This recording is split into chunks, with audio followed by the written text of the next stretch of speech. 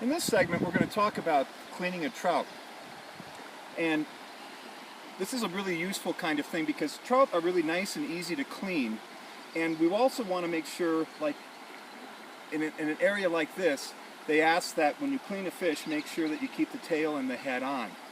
So cleaning trout is not like cleaning other kinds of fish, and it actually can go really fast. And I'll demonstrate really quickly here the easiest way to clean a trout. And after I'm done, what I like to do is I'll leave the head and the tail on, and depending on the size of the fish, and this is just a nice little pan-size rainbow right here, depending on the size of the fish, I might later then, before I vacuum seal it, take the head or even remove the tail depending on how big it is. But again, it's pretty simple. The first thing we try to do is we're going to make a cut right above the gills, right here. And I'm just using a tiny pocket knife. Any small knife will work. You don't need a fillet knife. And then I'll cut up right here just above the gills. And what's important is I want to make sure on all fish when I clean them, I don't want to keep a fish very long with the gills still in the fish because that can make the meat go bad. So after I've made that initial cut up here, what I'm going to do is go down to the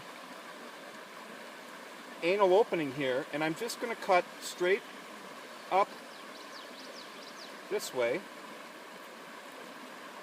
And it's just one cut. And then I'm going to put my finger up right here in that first cut, and I'm just going to remove the gills. And it just comes out just nice and easy, just like that. And then I take my thumb, as you do a lot of fish, and come up the bloodline, and I'm just going to clean out the inside, make sure that I've got all of that out. And if you look at this fish after I wash it off here,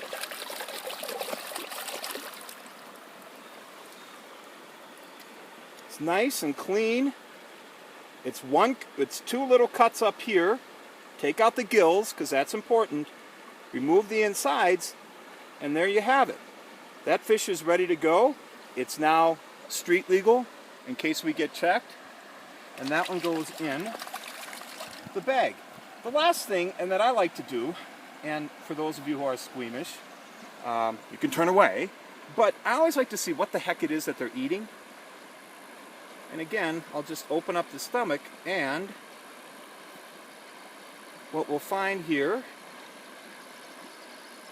are, wow, he's got like little rocks, so he's been gouging around, and you can see caddis casings. So we know that they're taking caddis. And he's also got a lot of little rocks in here, which helps the digestive process. But mostly this fish is filled with caddis. So what that tells me, that looks like a terrestrial here. Kind of hard to tell. Pretty well digested. But what that tells me then is that when I continue fishing, I know what the fish are taking. You can also use, if you don't want to kill a fish, you can use something called the stomach pump.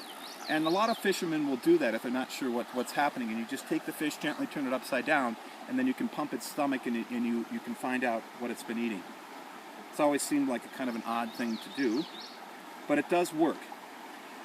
The last thing I'll mention here real quick is that when you're cleaning fish on the river, never throw the entrails into the water.